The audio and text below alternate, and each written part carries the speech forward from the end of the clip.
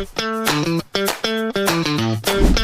Case OnePlus 7 Pro dead condition में fast USB charger लगे चेक कलु 0.12 फोन ऑन होनथला तापर डिस्ट्रीब्यूटिंग चेक कलु 136 35 स्टॉक आसन देखिया रिपेयर करबा फोन ऑन होउची कि नाही।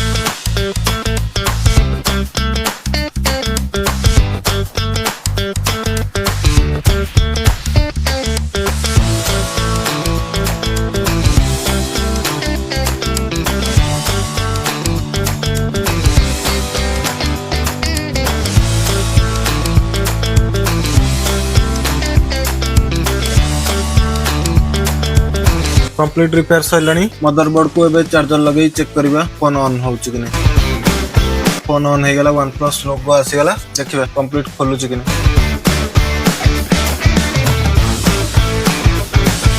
कंप्लीट ऑन भी हे गेला कस्टमर कर डाटा भी रही गेला सब जदी ए टाइप रो फोन आपन किछि डेड हे जाउची कि कोनोसी प्रकार प्रॉब्लम किछि आसुची हमको कांटेक्ट करि परिबे।